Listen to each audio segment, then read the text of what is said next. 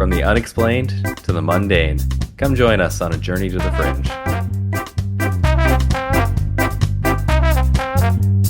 Hello and welcome to Journey to the Fringe, where everything great is pyramid-based, whether it be a scheme or the basis of an episode. We are your foreshading hosts, Taylor and Chelsea, here today. And Chelsea, I really want to make a point of explicitly telling you I just created a word here, foreshading. I don't think I was foreshadowing because very clearly people know what this episode's about. It's in the episode title. But I did give a little hint just before telling you here that it is in fact about pyramids. So I'm calling that foreshading. It's not quite a full shadow. It's a little bit of shade. It's a combination of the title because you're just clearly just going to say this episode's about pyramids. Yeah.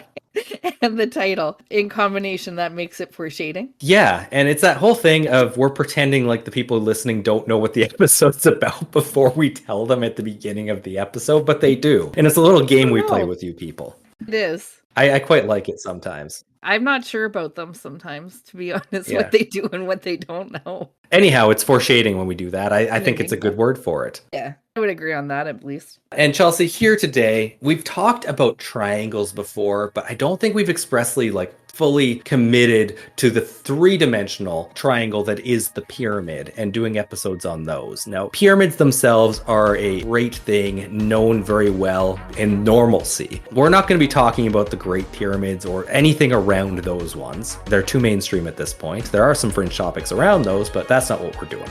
Okay. No, what we're doing is looking at some little known pyramids around the world. And it's a fun thing, Chelsea, when you look at it, that we all the time are discovering new pyramids. We really are, with the advancement of satellite technology and LiDAR. I believe we've in fact covered a Fringy Mini on using LiDAR to discover pyramids in the middle of the Amazon rainforest. I think we have, yeah, because LiDAR, it sounds like something I would have only heard here. Did sound familiar. And we're not lying about it. It is a real thing. But we're also not talking about those ones either. Those ones seem pretty legit. And in any event, there's still more to learn about them. And we're going to leave that there. No, Chelsea, today we're going to talk about some potential pyramids that are out there that people believe they have either seen, they're looking for, or are in plain sight. But people don't believe them when they say they're a pyramid. So Chelsea, let me take you on this journey. I'm intrigued by that last one. Yeah, and you're going to learn a lot about that one right off the bat. Oh, good. That one was my favorite so far. Of little known pyramids, or pyramids that could be, the potential of the pyramids, if you will. Now, I'm going to start this episode off. We're going to go to former Yugoslavia into Bosnia, where we're going to look at the Bosnian Pyramid. Have you heard of this before? No. I want you to Google it right now. You'll see a picture of it, and just tell me what you see. Okay, because I was already doing. A pyramid covered in grass would be a mountain. It's got a pretty good shape to it. That's the weird thing. Mountains are inherently pyramid shaped for the most part. Yeah, but mountains are more like irregular because of nature. Nature's not generally geometrical like this clearly is. Yeah, and Chelsea, this is in a little town called Visoko, northwest of Sarajevo in Bosnia. It's a small town sitting at the foot of what is called the Valley of the Pyramids now in Bosnia. That's cool. What a ripoff, though. This town was the capital of Bosnia during the Middle Ages, and ruins of medieval fortresses are located all over the hills here. And the hills and or pyramids are generally considered by modern science to be a type of hill known as flatirons. Now, they kind of litter that whole area. The foothills are the flatirons that are all throughout this part. Mm-hmm. But in October of 2005, a man by the name of Semir Osmanagić, or Semir Osmanagić, I'm not actually quite sure which one's right, because in his own biography, he put Sam and then also known as Semir. So I don't know which one's his real name. Okay. He comes with his supporters and he sees these and he says, oh yeah, these are definitely pyramids. Surprisingly, this is the first time anybody's ever done this. I mean, if you've never seen a pyramid before and you just always saw it there. You think no one's ever been there that had seen the pyramids? Or a pyramid? This was 2005. I don't know. Okay. I'm just speculating. Okay. Sam comes along and he sees these hills and he says that they're part of an ancient pyramid complex. In an interview with Philip Coppens in Nexus, sometime in April or May of 2006, Sam suggested that they were most likely constructed by the Illyrians, who, according to Sam, lived in the area from 12,000 BC to 500 BC. He has since argued Visosika is an example of cultures building on top of other cultures, and in 2017, Osmanagić actually claims that the structures date back as far as 34,000 years. He also, during this time, happens to discover tunnels in and around these pyramid structures. He has named them the Ravni Tunnels and says that they are an ancient man-made underground network. And he claims they are 2.4 miles long, or 3.8 kilometers. And in these tunnels, he claims that he has found fossilized leaves that he has had carbon dated back to 34,000 years ago. Wow, that's crazy. A long time.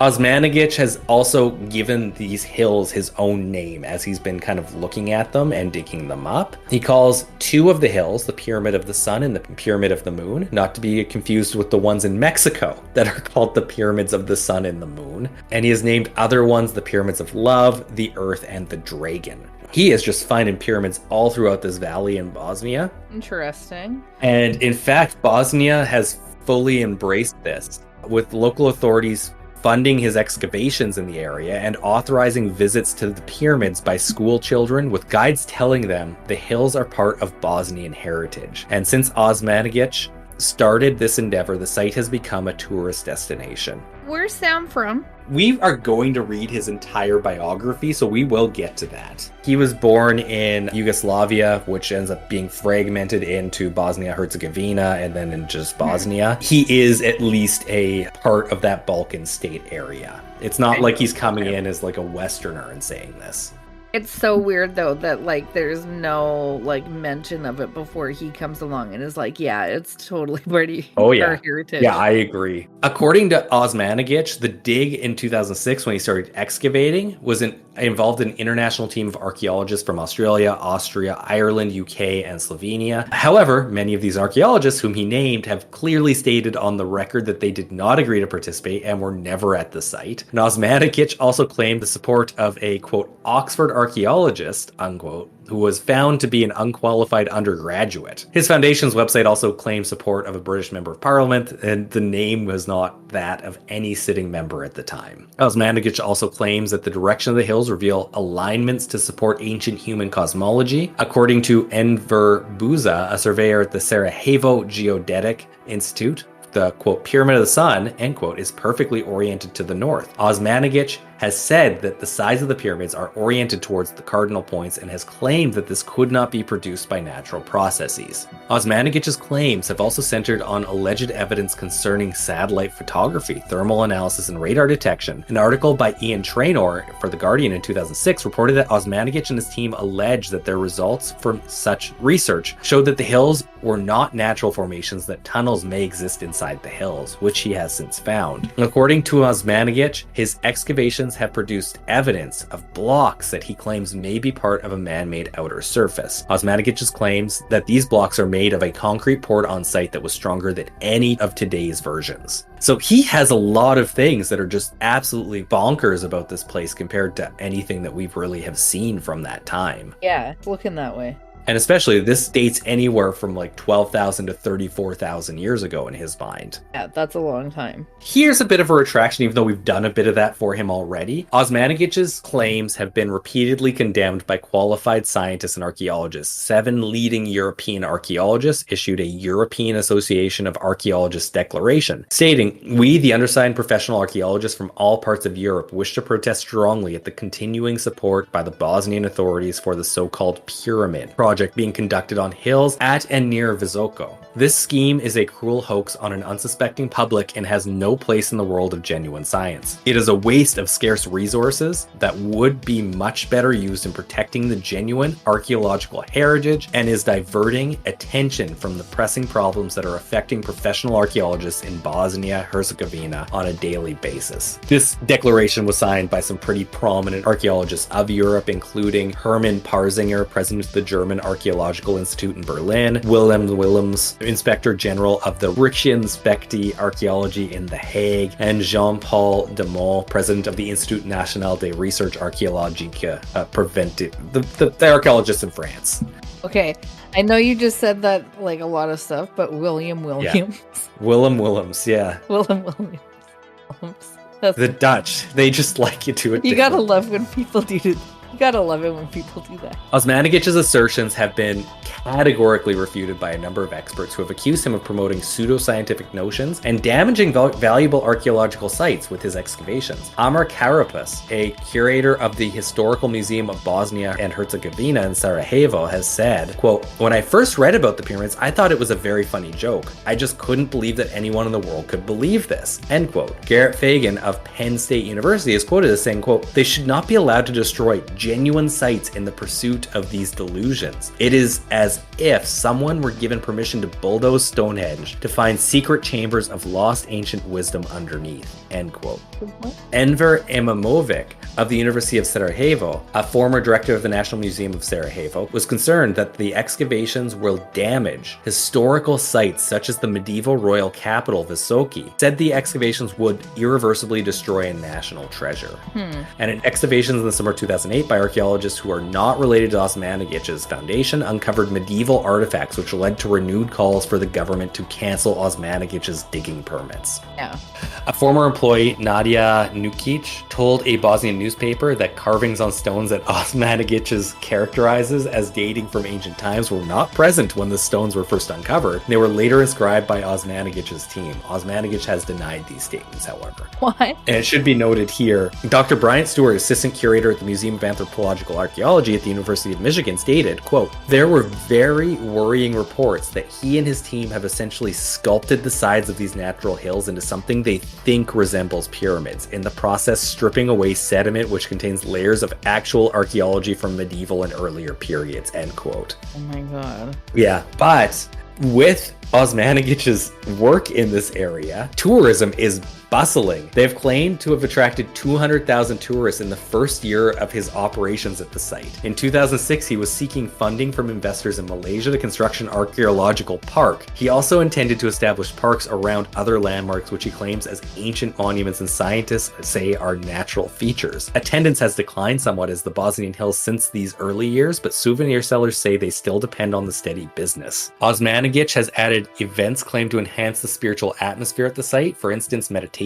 sessions are held in the so-called Ravna tunnels, which he claimed to have discovered, and in 2016, Osmanagić claimed that 5,000 people had visited the archaeological park since it opened in June of that year. In 2016, Osmanagić's foundation opened Ravna 2 Park. The park is visited by tens of thousands of tourists on a yearly basis, but also by a large number of locals and visitors from the surrounding area. It is supported by the Visoko municipal government and the Zenica Doboj canton. The Visoko Municipal Council declared it as a park of significance, which is kind of just crazy that that's happened. But Chelsea, I bet you're wondering at this point, who the hell is Sam Osmanagić? Yeah, no, I've been wondering about that. I'm going to read to you his biography from his website. Oh, you gotta love it when it comes directly from them. Dr. Sam Osmanagić, born June 1, 1960, aka Semir Osmanagić. Again, I have no idea which one's the right one because Semir sounds like his actual name, but that's the also known as. It has to be Semir, and then he goes by Sam, I think. Yeah. That's just my speculation, though. Yeah. So he's a Bosnian-American scientist, megalithic and pyramid sites researcher, internationally acclaimed speaker, and author of 18 books on ancient civilizations and businessmen. And sorry, it's not ancient civilization and businessmen. He's also a businessman. I just wanted to make... Okay. I thought he was writing books on businessmen. Sam wrote and narrated the 12-episode documentary Search for Lost Civilization for the state television of Bosnia and Herzegovina in 2007 and is the founder of the archaeological park Bosnian Pyramid of the Sun Foundation. He is best known for discovering an ancient pyramid complex in Visoko, Bosnia Herzegovina, which many scientists claim are the largest and oldest man-made structures in the world. Since 2005, he has served as the project's principal investigator. And I really want to stress, and he put these words in here, just rereading this. He's best known for discovering an ancient pyramid complex, which many scientists claim are the largest and oldest man-made structures in the world. Yeah. That is not the consensus at all.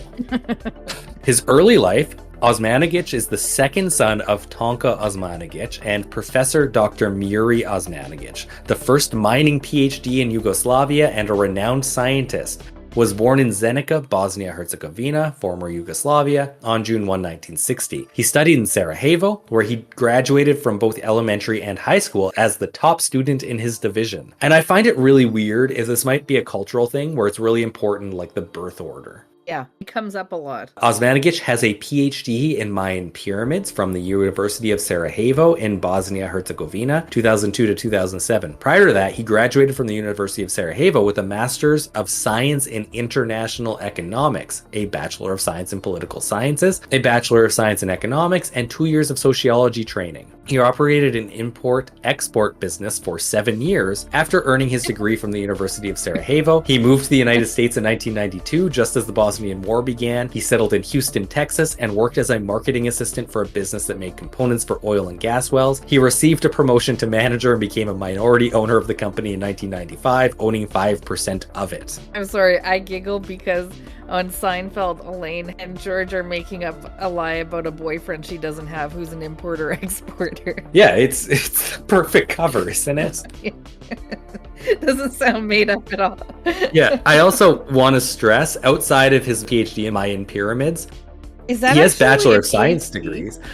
We're going to talk about that once we get to that part, Chelsea. Okay. Outside of that part, he has a Bachelor of Science degree. It's in economics, international economics, political science, and economics. Those are his 3 degrees before the Mayan pyramid stuff. And I should make a note that his Mayan pyramid PhD is at Sarajevo from 2002 to 2007. He discovered the pyramid in 2005. He did not have any training in any way for the pyramid stuff at that time. Oh, is it like an honorary PhD? We'll get to that at some point. Don't worry. Okay. Anyhow, his scientific career. He is known worldwide as an expert on pyramids and has researched the sites of pyramid... I'm sorry. I just love how this paragraph... I love how this paragraph rolls out and ends. It's just great. I had to restart. He is known worldwide as an expert on pyramids and has researched the sites of pyramidal constructions in various countries, including China, Mauritius, the Canary Islands, Egypt, Peru, El Salvador, Guatemala, Bolivia, Cambodia, Indonesia, Italy, Spain, Greece, Australia, USA, Honduras, and Mexico, and has traveled to more than 100 countries. He is decorated. I don't know how that lasts. Like, half those countries don't have pyramids. And then he just adds in at the end, he's been to over 100 countries, and that helps him be an expert in pyramids. Might be. That's great. He is an anthropology professor at the American University in Bosnia-Herzegovina, the center's director, 2011 to 12, and a foreign member of Moscow's renowned Russian Academy of Sciences, which counts many Nobel Prize winners among its members. He's introduced as an honorary member of Croatian Academy of Sciences and Art in Diaspora, and Bosnian Academy of Science and Art, Kulin Ban. He is also a fellow member of the Archaeological Society of Alexandria. Osmanagić received an invitation to Visokic's fortress ruin in April of 2005. Osmanagić observed Visokic's hills' pyramidal shape while he was there. Later, he published a book supporting the idea that the hill was the wreckage of a long-ago pyramid that was built by intelligent hands. He asserted that this pyramid was one of 6 enormous stone constructions that were pyramid-shaped and had a vast network of prehistoric tunnels. He gave these constructions the name Bosnian Pyramids and founded the archaeological park Bosnian Pyramid of the Sun Foundation as a charitable organization to support the marketing and research of the site. With over 650,000 working hours logged between 2005 and 2023, the project has emerged as the world's most important and most active archaeological site. He and his team have so far found 11 artificial structures, including the Bosnian Pyramid of the Sun, the Bosnian Pyramid of the Moon, Pyramid of Love, Pyramid of the Dragon, Temple of Mother Earth, the 6th Pyramid, which I don't know why he named it that, the Vratnica, Delovi, and Ginya Temuli, the KTK tunnels, and the underground labyrinth Ravna, which consists of 6 undiscovered entrances to the tunnel. Before that, he spent 25 years studying pyramids around the world, visiting and exploring most of them. And these include the Chinese pyramids in the central province of Shanxi, the Ko-Ker pyramids in Cambodia, the pyramids of Indonesia, Australia, Sudan, Egypt, the Canary Islands, Mauritius, Peru, Bolivia. Again, he repeats this. And again, the USA and Spain are in there, and they do not have pyramids. No. And finally, Bosnia, where most of them are completely covered in vegetation. vegetation. We're going to make a real big note of this part. The business ventures. Between 1986 and 1989, Dr. Sam served as an associate at the Institute for Strategic Development at UNIS, United Metal Industries of Sarajevo. He founded his company Meteorit, Inc., for construction and international trade. He held the position of general manager of Houston Protectors, Inc. When he went to the U.S., Osmanagić established the manufacturing firm Met Company, Inc. in Houston in 1995 and served as the company's owner and CEO until 2022 when he sold it. He has resided in Zenica, Bosnia from 1960 to 69, Sarajevo from 1969 to 92, Houston in 92 to 2011, Sarajevo from 2011 to 2021, and Visoko from 2021 to present. That's where the pyramid is, right? Yeah. He has way too much personal detail here. Osmanagić has had 2 marriages. Oksana Garusi, his ex-wife, was born in 1968 and resides in Houston, Texas. Kind of doxing her there. Here's your phone number. 416-666-6666.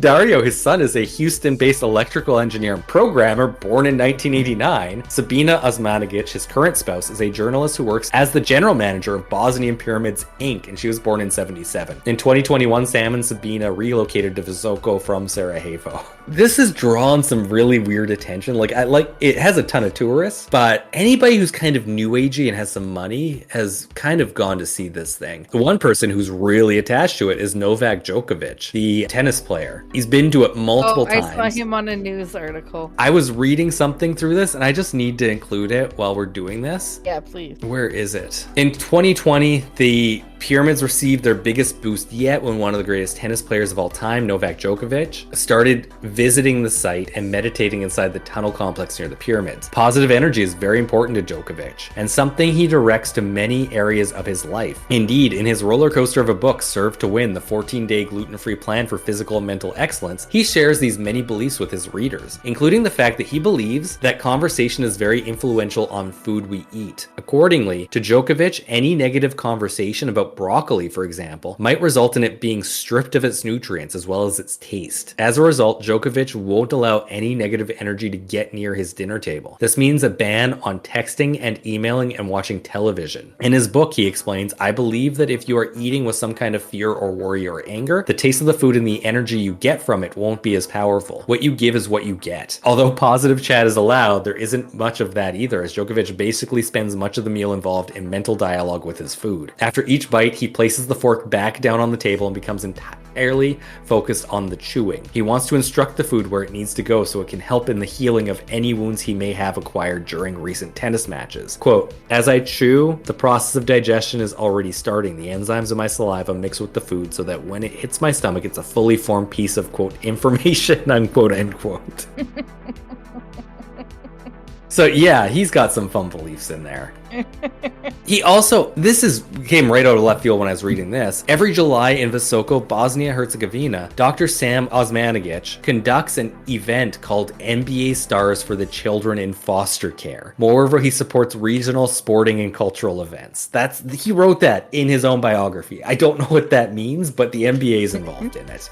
What's his native language? What does he prefer to communicate in? Well, he lived in Houston for like 10 years. Oh, yeah. It has to be English, or at least he has to have passable English. I was gonna say, is he writing this with no prior knowledge of English? I don't know. It's hard to say. And it should be noted, he really touted the fact that he was part of the Russian Academy of Natural Sciences. It's under heavy criticism for promoting pseudoscientific theories, and a large number of the purported Academy's members also have no formal education in natural sciences. Case in point, this guy.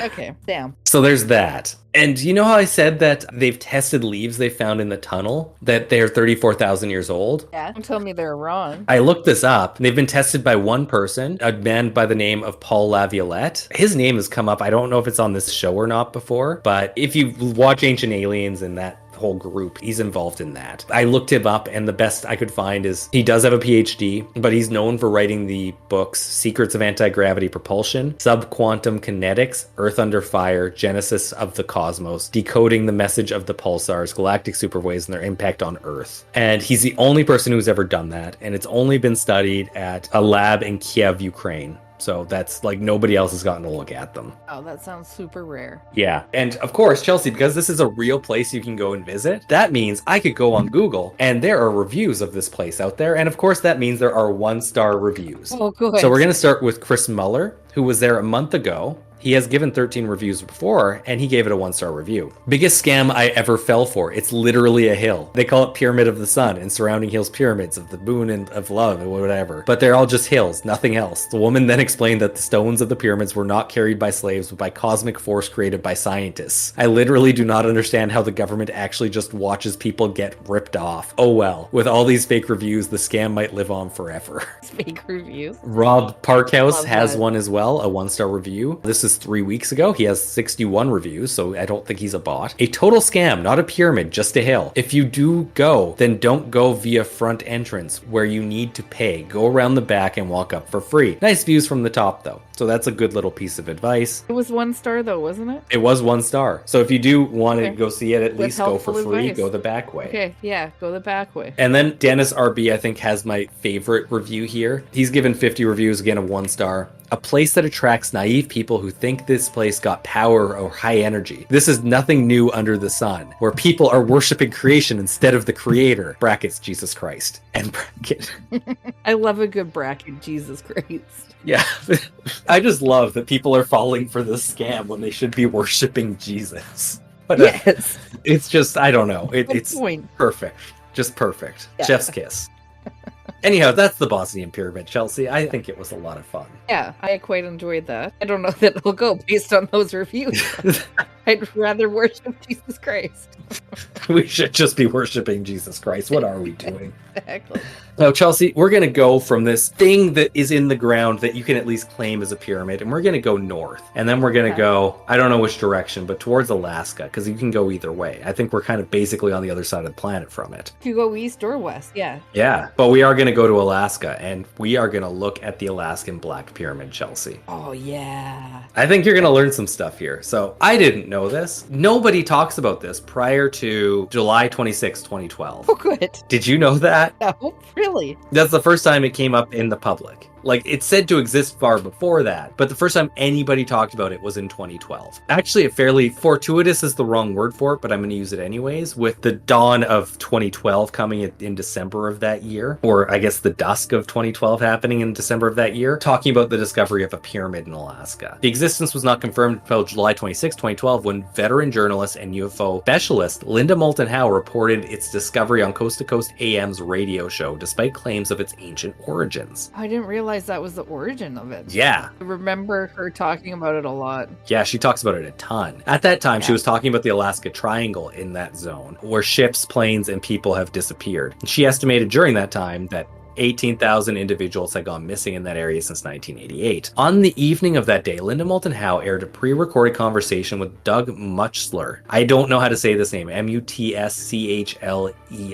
Muchsler, I think. Yeah, let's go with that. A retired U.S. Army counterintelligence agent who described the events leading to the uncovering of the pyramid and revealed the connection between the location and the U.S. military. Doug Muchsler stated this: on May 22nd of 1992, China carried out an underground nuclear test in Lumpur, detonating a 1 megaton device under the desert of northwest China, and was at first thought to be a major earthquake when detected by some seismologists. According to Muchsler, geologists had used the detonation to undertake a seismographic study of the Earth's crust, only to find a pyramid structure underground, somewhere west of Mount McKinley. Muchsler recalls that the local NBC affiliate ran a story announcing the structure's discovery about 6 months after the detonation. But when Muchsler attempted to follow up with the station to get a copy of the story, evidently not as part of his duties at Fort Richardson, where he was stationed, they denied that the story had ever run and asserted that they certainly didn't have a copy to provide. Muchsler then called relatives to track down copies of the story that had run on other stations, but apparently none had. The discovery only appeared on Anchorage Channel 13. Muchsler was later transferred from Alaska to Fort Meade. It's the home of the NSA, where he went to a classified archives, seemingly searching it out to confirm the pyramid story that he had found. This is from him. I thought maybe they'd have something about this pyramid, so I went to what I guess would be a librarian, and I asked him if he had anything on archaeological sites. I didn't say pyramid, but I said archaeological sites or underground facilities in Alaska. He said, well, if we do, I think it might be in container X, Y, or Z. So I went over there and I was just looking around and I didn't really find anything saying pyramid, but I grabbed a couple of Alaska, like from 2 different safes. When I just sat down, these 2 guys came. You know how you can feel when someone is standing behind you and there's these 2 goons and they go, hey, you don't have a need to know for that information.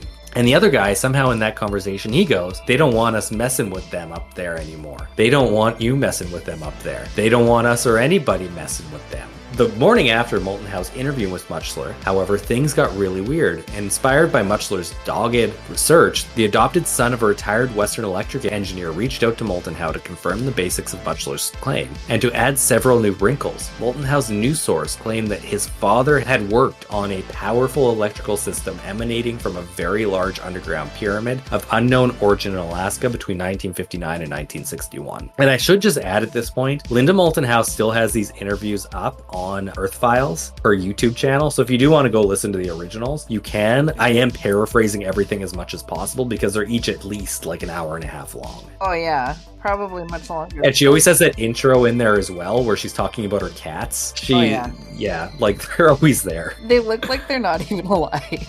Sometimes. They were very active in this one. Okay.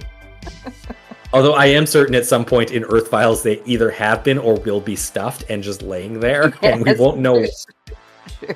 You won't be able to tell the difference. This is what the second guy says. After the war, he earned a degree in electrical engineering and physics. After finishing college, my father was re-recruited by the military to join a group of other experts to study and work at an underground structure in Alaska that in his words they called the Dark Pyramid. He spoke numerous times of how seriously the government took his project and the steps they took to keep it a secret. Brackets, I always assumed it was a military installation, end bracket. He said it was a study of energy distribution. He went on to be the key leader of the, quote, information bubble, unquote, for AT&T, which of course was the precursor to the web and cell phone technology we all know today. In his later years, he would always complain when receiving his electric bill that it would be free if we knew the truth. Now I'm starting to think he knew a lot more than we ever gave him credit for. I am in the process of going through his old papers and studies to see if there's any reference to this time in Alaska, and there may be no information since, as he said, it was confidential. If this pyramid allegedly found in 1992 is true, our government may have known about it far earlier than that and had taken extensive measures to keep it hidden. Those are the first 2 people that come forward, and I think that's actually all that come forward. The stories do go a lot more in depth than I did if you go listen to them, but that's the gist of where the pyramid in Alaska comes from. I totally remember that story, that episode, or whatever you want to call it, interview, maybe? That doesn't go any further than that? They go into detail, but I don't think there's any more people that come forward for it.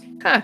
Or at least I didn't have the time to find if there were any more. I looked into these 2. Okay, fair enough. Unfortunately, we get into now holes in Linda Molten How's journalistic integrity. I shouldn't say journalistic integrity. Her style. No. Her style. This is the beginning of the end, isn't it? Yeah, and I should just say that we're very slowly cutting away at Linda Molten How. I think she even lost her hyphen. There's been allusions. She's just Linda allusions. How now. There's been allusions to it. I just haven't wanted to pay attention to because I like her, but she's she's slowly becoming shitty. This comes from a website by the name of Jason Colavito. Jason, COLAVITO.com. I thought he did a really good critical analysis of some of the information, so I'm going to paraphrase some of the stuff that he looked at in this, and we'll just talk about it. So a retired U.S. Army counterintelligence agent Doug Mutchler says that when China exploded its largest underground nuclear test on May 22nd, 1992, geologists and seismologists used the event to study the Earth's crust and discover a large pyramid-shaped structure underground in western Alaska between Mount McKinley and Nome on Norton Sound.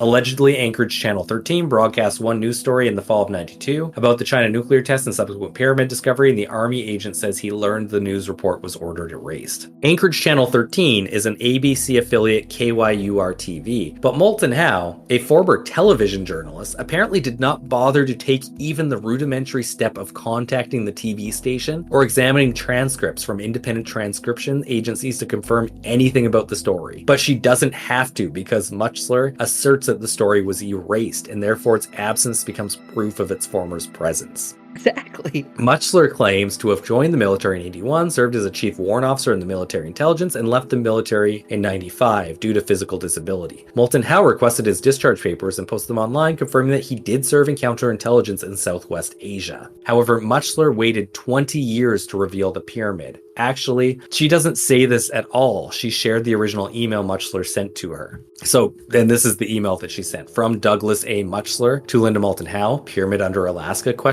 Dated June 22nd, 2012, to earthfiles@earthfiles.com. Hello, my name is Doug Muchler, CW2, USA retired. And during my service tour in Alaska, I was informed of a pyramid under the land in Alaska. There is other information concerning this that came to my attention after it was reported to us in 92. I've tried to pass this info on to others, but have not heard any response to my information. I assure you I am telling you the truth about this, and I think this is being kept quiet by our government as the news was buried the very next day after it was brought to my attention. If you can help me get this info out to you, please call me so I can talk to you about this. My phone number is redacted. The whole story is pretty interesting, and this can be verified with your contacts. I'm assured of that, as I do not have them and came up with 0 from the news people there. I'll tell you the whole story if you are interested. I've only contacted a couple of people, but have not heard back from any of them. I'm wondering if my emails are getting through to them, or if this is an old story that has no interest to news reporters. Thank you for your time on this matter. Signed, Douglas A. Muchler. It's interesting that the initial email made no mention of the Chinese detonation or a TV news story, and in fact, Muchler implies, though with an ambiguous passive construction, that the army tried to suppress the information from the soldiers, not from the media. But this isn't what he said when asking Ask.com for help finding the news footage, where he attributes the story entirely to his memory of a news story about the Chinese detonation from November of 92. I'm not able to determine which version came first. Ghost Theory's Harry Paterson tried to get to the bottom of the story in August of 2012, though he was operating on the assumption that Moulton Howe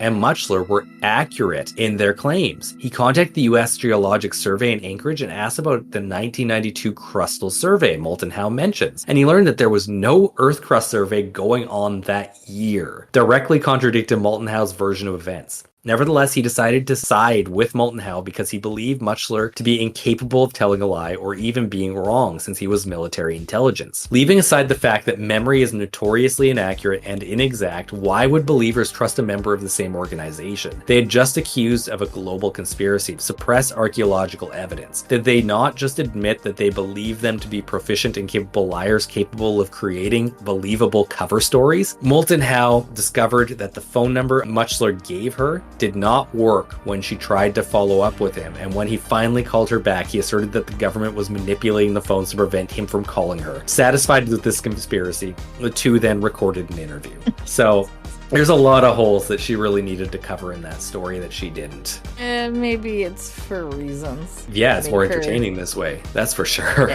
Yeah. She knows her audience. I did want to just finish off with this last little bit, Chelsea. In doing my research into the Alaskan Pyramid, it was brought to my attention that Pyramid Audio and Video in Anchorage, Alaska has permanently closed. I do feel sorry for the people of Anchorage, Alaska. I think you've truly lost something there. But hey, maybe we can entertain you throughout. Google's such a great search engine now, isn't it? Yes.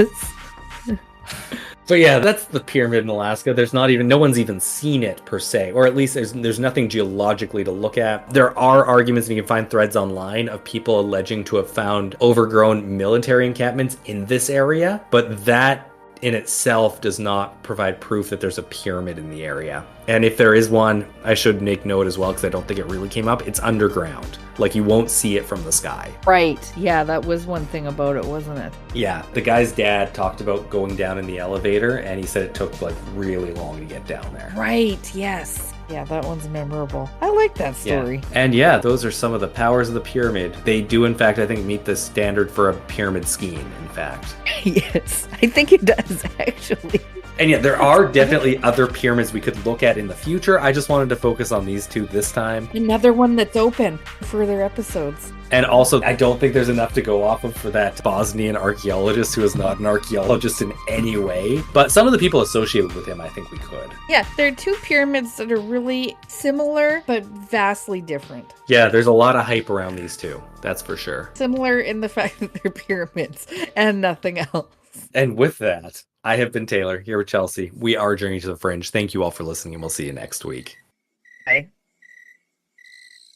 Thank you for listening to Journey to the Fringe. If you have liked what you have listened to, please like, share, subscribe, or follow, depending on what venue you are listening to us through. Also, please, if possible, leave a 5-star review, as that really helps us in the algorithms. Should you wish to interact with us, please check us out on your social media of choice. I bet you we are there. And if you really want to communicate with us and give us ideas for new episodes, or tell us that we're wrong and terrible, either way, please send us an email at journeytothefringe@gmail.com. For now, I'll see you in the next episode.